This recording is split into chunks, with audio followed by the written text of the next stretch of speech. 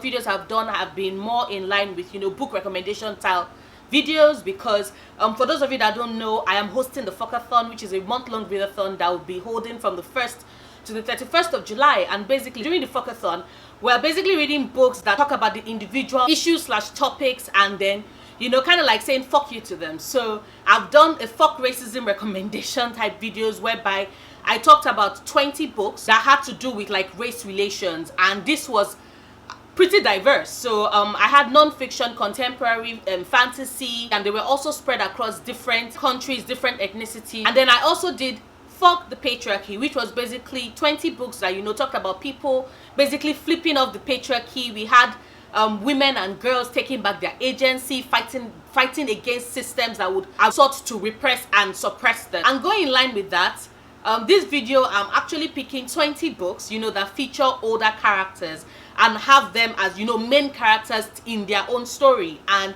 as always, I'm trying to make it as diverse as possible. So you have some of your really nice, sweet, kind, you know, grandmothers or grandfathers. You have your crusty, grumpy grandfathers. You have your serial killer grandmothers. You have your amateur detective grandmothers. You have the world's richest duck. Yes. And you also have some, you know, sexy, smutty romances between older couples. So basically, I try to go as diverse as possible because, you know, fuck ageism. To be talking to you, belladonna. Should have taken a break, not an Oxford comma. Take what I want when I wanna, and I want you. Hello everybody, Nora back again. So like I always say, I do intend to put together a Google Doc / spreadsheet at the end of this entire series. Probably in the first week, not probably, definitely in the first week in July as we launch into the readathons. You can always pull from any of my suggestions in building your FuckAthon TBR, or you can also check the comments down below, because people have been really helpful in you know, bringing up suggestions. I will also leave in the description bar the FuckAthon announcement video, the fuck racism recommendations video, and the fuck the patriarchy recommendations video, so you can always check them all out. So the very first book to kick things off is the Red Address book by Sophia Lundberg. Now, I have always been a fan of epistolaries as a format of telling stories. I've been in love with them ever since I read Miriam Amba's So Long a Letter, so I am really, really biased to them. And also because I wrote a lot of letters as a kid, and it made me happy going to the post office, mailing them, and then waiting to receive responses back. So I really did dig, you know, the snail mail, and that just translated into book format. And then of course I also loved books that were also written in the form of journals, because they were like an extension of letter writing. And so when I found out about this book, which basically is an historical fiction that tells the story of Doris. Doris is 96-year-old and is basically looking back through her life and events and the people she's met, and doing so all through this Red Address book, where she has always been detailing and chronicling everybody that she met all throughout 96 years. And as she's going through that, while actually writing out her full life story to help our reticent American great niece. Doris, by the way, is Sweden. So she's writing all these stories to help our reticent grandniece, you know, to have more of a positive outlook towards the future and to enjoy her present life as it is. And as she's telling this story, she's also asking herself, you know, the good old question, what happened to the love of her life, you know, Alan? And I love stories like that, whereby you are just chronicling someone's life, and she shows us a name, she tells us what happens to that person, and goes on from there. It does sound like it's going to be a very melancholic, very reflective type book. And it hits even more when you realize that Doris, the 96-year-old Swedish aunt, is actually based off of Sophia's own aunt, you know. And the Doris in the book basically takes us through the highs and lows of her life, you know, when she was working as a maid in Sweden, when she was modeling in Paris, when she had to run away to New York during the start of the Second World War. So it sounds like it's going to be very historical. It sounds like it's going to be very reflective and very pensive.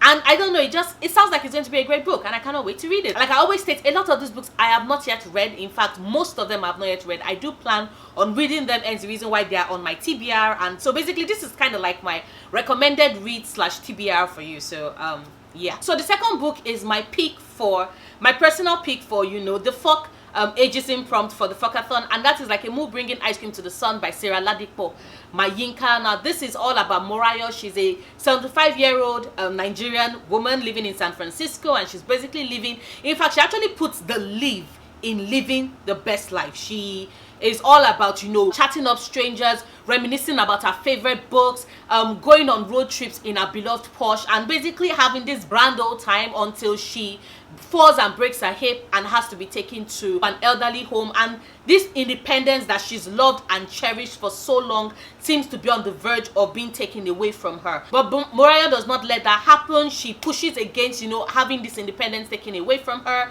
And even as she's, you know, and even as she's meeting new people at the elderly home and reminiscing about old acquaintances and friends and lovers she's had in her 75-year-old life, she does everything, you know, to break away from the cage and continue living her life on her own terms. And it sounds like a delight. I've been wanting to read this since, and this just seems like a perfect time for me to do so. So yes. Next up is A Man Called Ove. Is it Ove or Ove?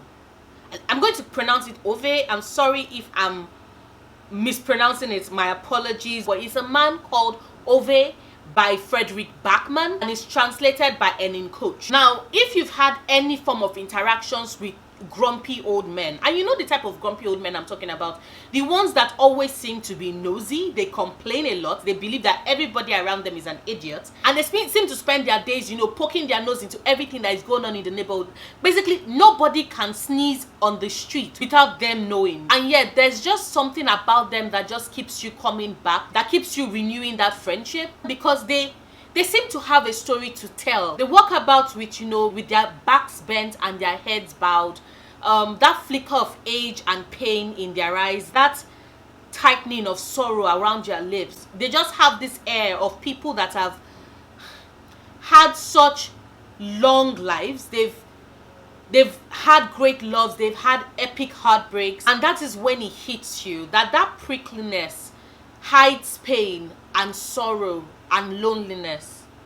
Plus, Ove in this book befriends a cat, and I can just picture a grumpy old man befriending a cat, and I want to read this book. I want to read this book so bad, not just because it reminds me of so many older friends I've had in my life and my grandparents, but also because this is a story that is all around us, and sometimes we barely notice, especially when we interact with older people.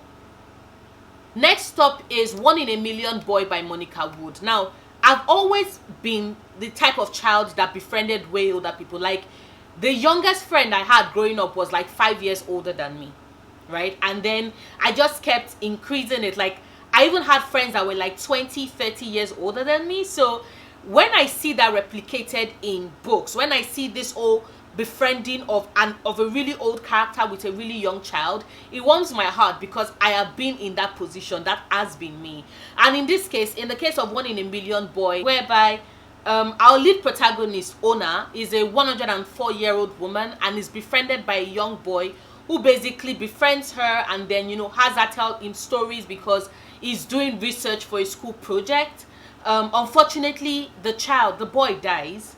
This is not a spoiler. If you read the blurb and if you read the description, you would see that. So the boy dies, and his estranged parents, as a means to deal with their grief, you know, when they come and tell Ona, because she has grown to love the boy and expect him, and when it doesn't show, she wonders if he's left her. But then they come to deliver the news, and then befriend her to know more about this son of theirs that they did not know so well. And in so doing, they continue this thread of friendship, a thread of friendship that was started between their son and Ona, and has now become between them and Ona. And it's a book of heartbreak and friendship and grief and the strength of human connection and the love it can contain. And then there is To Dance with the White Dog by Terry Kay, which, okay, do you know what? I know it seems like every single one of the books I am mentioning are all just sad and depressing. I do promise that, you know, we will get to happy times and romantic times in the rest of the books, but I don't know why I just put all the depressing ones in front. But anyway, To Dance with the White Dog by Terry Kay is a book. It's all about Sam Peel. He's an 80-year-old, he's an old man in his 80s who just lost his wife of 57 years, and while he's grieving the loss of the love of his life, he also has to contend with the loss of his independence, as his adult kids have taken to coddling him. They've forgotten they've forgotten how strong and capable he used to be, you know, and have taken to doing everything for him, even though he clearly resents that and just wants to at least hold on to the little independence of being able to do things himself. And you know, while he's dealing with that grief, he mysteriously runs into this white dog, and you know, tells us the story of his life, all the things he's experienced and seen, and all of this is done with this finality of, you know, the slowly ticking time as we realize that it's all building to when he does eventually die. And yes, it sounds sad and reflective and poignant and heartbreaking, but it also sounds really beautiful with just a slight hint of fantasy. And yeah, another book I want to read, although it sounds really, really sad, I'm not gonna lie. Next up is Augustown by Camilla. After Taffy's great nephew Kaya comes back home with his dreadlocks cut off by a teacher, she goes down memory lane, reflecting on her own life growing up, the troubles she went through, and juxtaposes it with what is going on in present day, and how that act of violence, the vicious cutting of a young boy's hair, would resonate throughout the entire village. Now this story shows us what life is like in, you know, a small Jamaican village, and also delves into the history of Rastafarian heritage and shows us how interconnected and interwoven our lives and stories are. Plus, Taffy is blind, so technically this also could work with the FuckAtHon prompt. Actually, I don't know if I mentioned it in my other videos, but a lot of the books I've mentioned, especially also in the other prompts, could also fit into different prompts. Like for example, I did mention Girls of Paper and Fire, you know, working for Fuck the Patriarchy, but it also of course works for Fuck Heternormativity because it is a queer love story, and also works for Fuck Classism because, you know, the reason why Lay has been taken is also because of the fact that she does belong to the lower class of the system because she's a paper girl. So a lot of the books, it just occurred to me that, okay, so moving forward I probably will be showing where they all interconnect, but a lot of the stories and books I've mentioned do cover like multiple prompts. So if you want to collapse the prompts and not, you know, have to read a book for each prompt, you can totally do so with some of the books I've been recommending. Next is An Elderly Lady is Up to No Good by Ellen Thurston. Now, sometimes you want our grandmothers in stories being all warm and cuddling and kind and good and sweet, you know, and other times you want them clever and calculating and murderous. Very, very murderous, which is what we get with the lead protagonist for our book, Maud, who is this 88-year-old Swedish old woman who, you know, hates to be taken advantage of or crossed just because she's old. Because trust me, this 88-year-old woman who has no family, no friends, no relatives will kill you. And the best part about it for her, that is not for you, who is the unfortunate recipient of, you know, her killing ways, luckily for her, she does not get caught. She has not gotten caught. In fact, she goes through a large part of this story killing people and appearing innocent as a dove, and that is the question that follows us through it, you know, to the very end, to see if she would eventually get caught for, you know, killing our neighbors. And then there's The Woman Next Door by Yewande Omotosho. Now this book made it to my top books of 2018 list. Like, I really, really loved it. I enjoyed it. It was a hoot to read. Now this is the story of Hortensia James. She's angry, she's prickly, she's very vindictive and bitter, and waiting for a husband of 60 years to die and release her from the mess of a marriage she's been in. Now, she's not your stereotypical grandmother, and when she tells us a story, you know, throughout the book, you realize the reason why. But this book is not just all about Hortensia.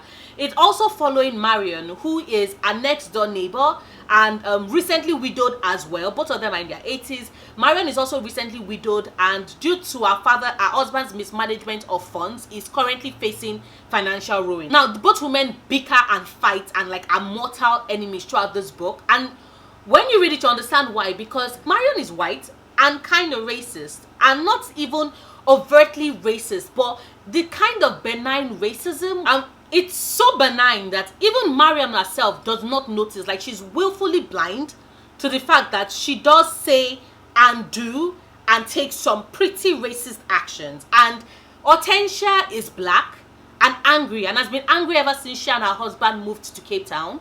And you would understand why, because she's living in a sham of a marriage and her husband has been cheating on her since basically when they married. So yeah, now both women eventually do start living together after Hortensia's husband dies and Marion is involved in an accident, and while living together, a tentative bond of friendship starts to develop and grow amongst the both of them. Now this book is chock full of interesting characters, passages that will make you pause and think, and lines that would have you bust your gut laughing, because there's this dry type sort of humor that populates this that I love, and I cannot wait to reread it sometime soon. Next up is The Unexpected Mrs. Pollifax by Dorothy Gilman, and I read somewhere that this book was pitched as James Bond but replaced James Bond with a white-haired old lady, and it just that pitch alone has me wanting to read it because that is fucking hilarious.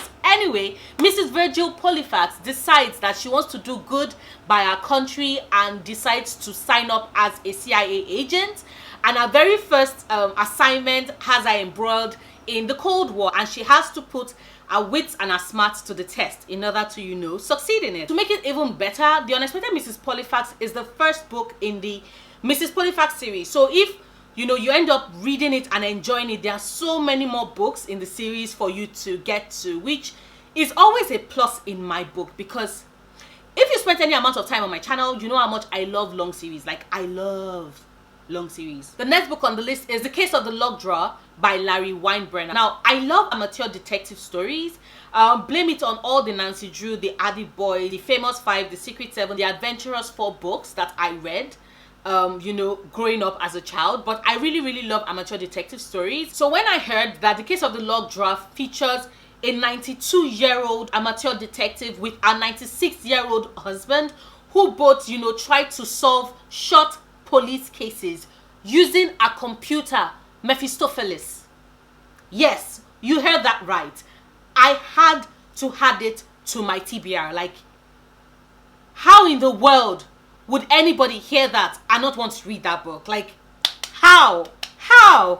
Now, The Case of the Locked Drawer is two murder mysteries in one. The first murder mystery being The Case of the Locked Drawer itself, which is a police short case that Etta, our lead protagonist, and her husband want to solve, and in fact they run away from home and escape the FBI assigned agents that their billionaire grandson-in-law had assigned to protect them. While the second is the murder mystery of Etta's daughter and son-in-law, and yes, those are the parents of the granddaughter whose husband is the billionaire who assigned the FBI to protect Etta and her husband. Yes, complicated, but it works. So anyway, in trying to solve the case of the locked drawer, Etta and her husband come to the attention of the murderer, the person that had killed her daughter and son-in-law, and they have to race against time to solve both mysteries before they end up dead. And it sounds fantastic, like totally and completely fantastic, and I cannot wait to read it. Oh, and this would also totally meet the FuckAtHon prompt because Etta is wheelchair bound. And then next up is Major Pettigrew's Last Stand by Simonson, which tells the story of Major Pettigrew, who is a 68-year-old English gentleman who is also a retired army officer, beloved in a small English town. He loves having tea with acquaintances, he loves hanging out with his friends, and he's basically pretty much set in his ways until he falls in love with Mrs. Ali, a 58-year-old Pakistani widow in town. Now, cue gossipy and nosy neighbors who object to Major Pettigrew dating a Pakistani woman. Of course, we all know if she had been white, they would have had no problem with that, but they have a problem with the fact that she's Pakistani. Major Pettigrew, however, does not give a shit, and he is determined to walk off into the sunset with the newly discovered love of his life and fuck anybody who will try to keep him from doing so. It sounds sunny and romantic, and I cannot wait to read it as well. Plus, you can see that it fits both fuck racism, the prompt, and fuck ageism, which is perfect. And then there's Romeo and Julie by Gian. Is it Gian or Jean? Which is basically a Romeo and Juliet retelling, except for the fact that this Romeo and Juliet are old enough to have grandchildren. Both of them run floral businesses, have been business rivals for decades, which, you know, means that we get a little bit of that enemies to lovers thing, and both have meddling children and grandchildren who would not see them end up together because of decades old and long rivalries and, you know, hatred, except for the fact that this does not end in a tragedy, which thank the heavens for that. And then there's an old age by Cicero. Yes, the Marcus Tullius Cicero. He wrote this at 63, and it's basically a celebration of all the things, you know, you can do and the people around him have done when you're in your older age. And it's also basically a chastising of society for making it seem like your life is over the minute you grow old. So it tells us about Isocrates, who was still writing in his 90s. He mentions a Georgias of Leontini, who was still working hard at age 107. He also even brings up Sophocles, whose children were trying to get him declared mentally unfit so that they would be the one to manage his estate and not Sophocles himself. And Sophocles decides to read out his latest play, Oedipus, and then asks the people, the jury gathered there, if the play sounded like a work written by someone who was mentally unfit. So, as expected, Sophocles won that by a landslide, and in my opinion, Cicero also made his own point. So yeah, this does read kind of classical though. So if Homer and Virgil and Argo and Cicero himself, their writing is not really up to your taste, then you might not like this. But if you like the classics, then you should totally and completely give this a try.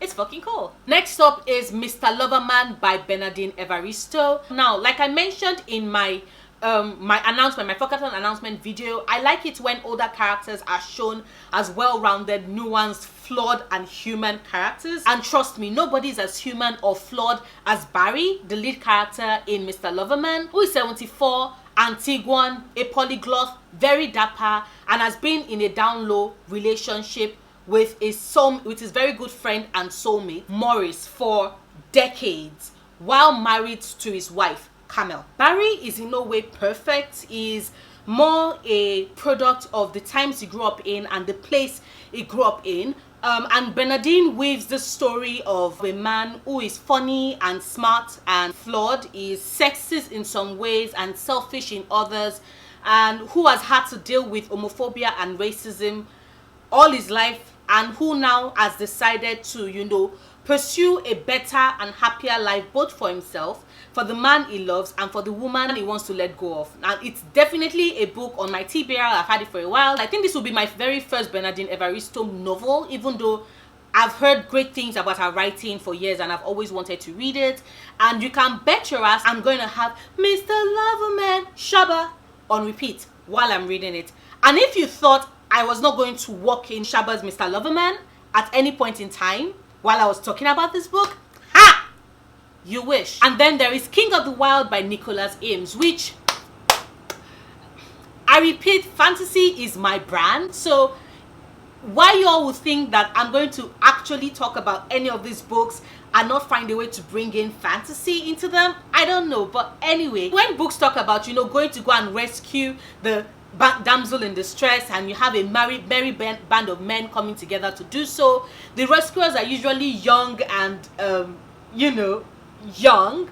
But in Kings of the Wyld, the rescuers are old, drunk, occasionally fat mercenaries who have long since retired from the mercenary game, but who rise to the occasion when the badass fighter daughter of one of their own, Rose, gets kidnapped, and they come together for one last hurrah to go rescue her and face down an army of 100,000 fighters, which sounds crazy and insane, and it has my name on it, so definitely making this list. And the snippets I have seen of it, it sounds like it's laugh your fucking guts out hilarious, and I cannot wait to one day, hopefully sometime soon, read it. And then there is Wolverine Old Man Logan by Mark Miller and illustrated by Steve McNiven, because there is absolutely no way I would do an ageism, a fuck ageism recommendation video,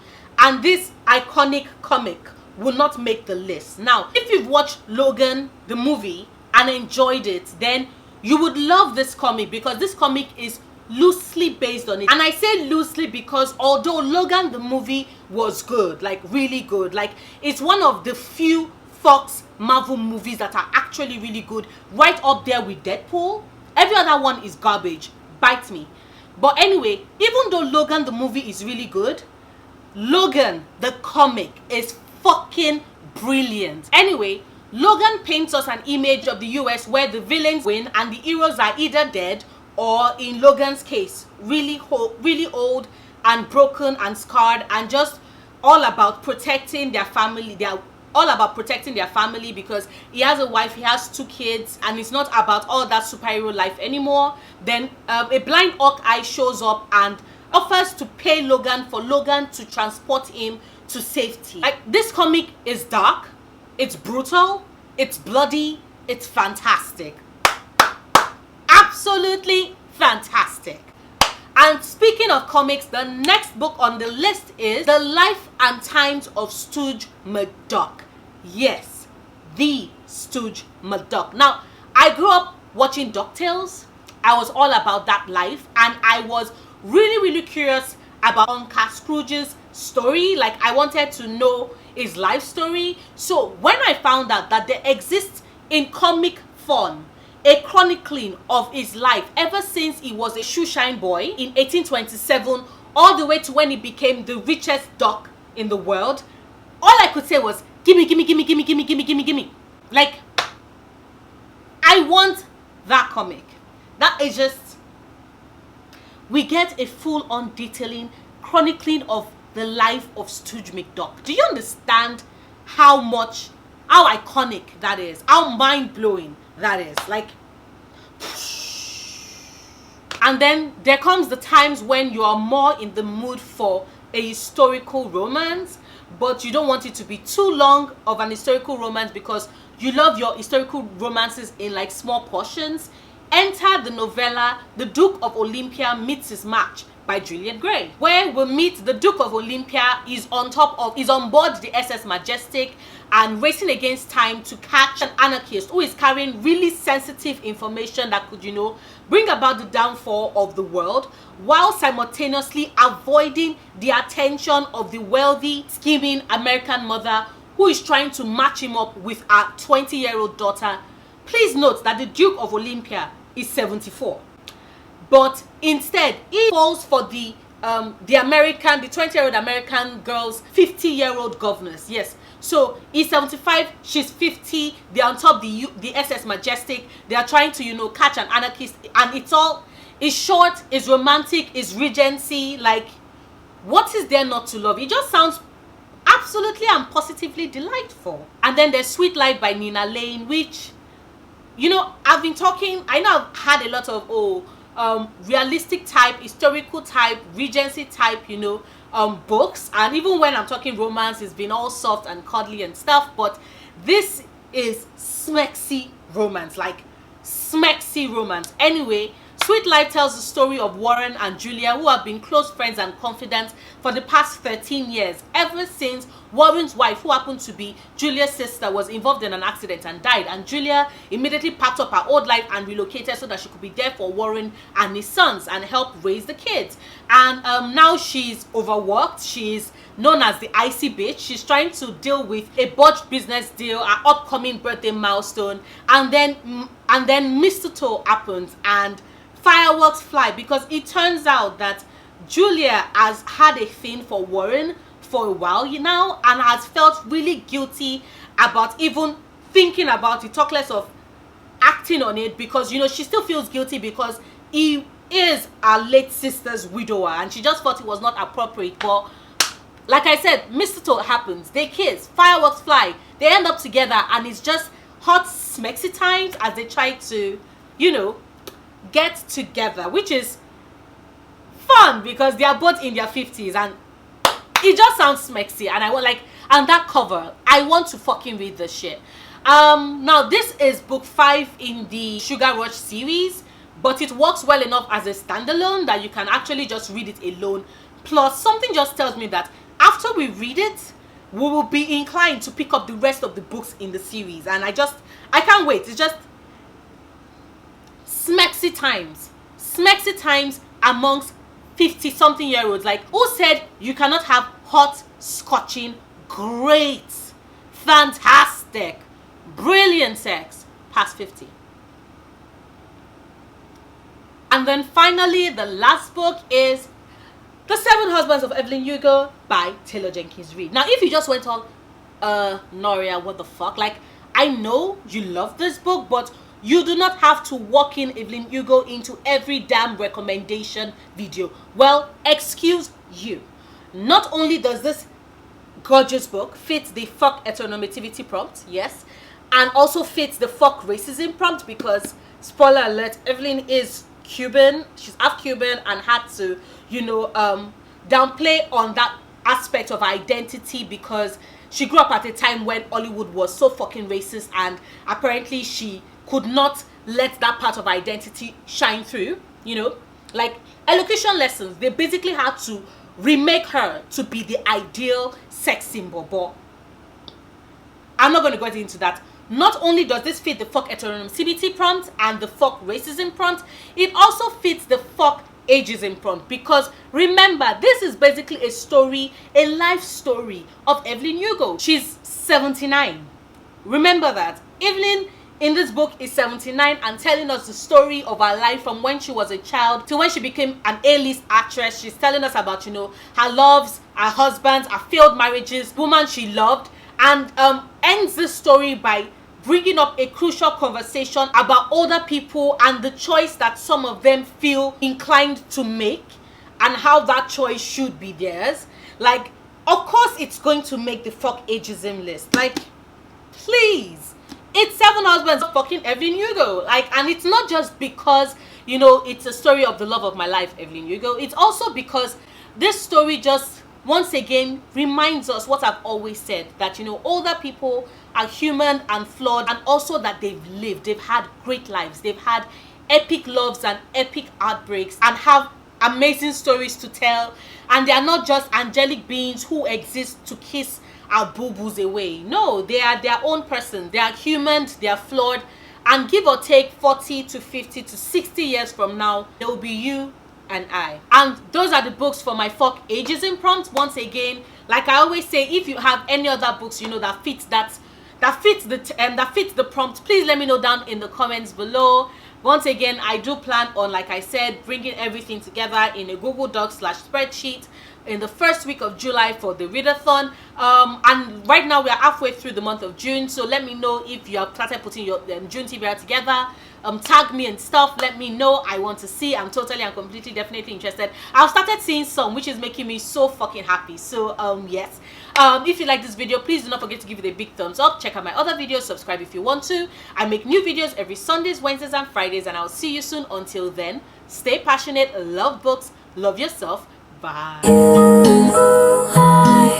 My strange addiction, my doctors can't explain my symptoms or my pain.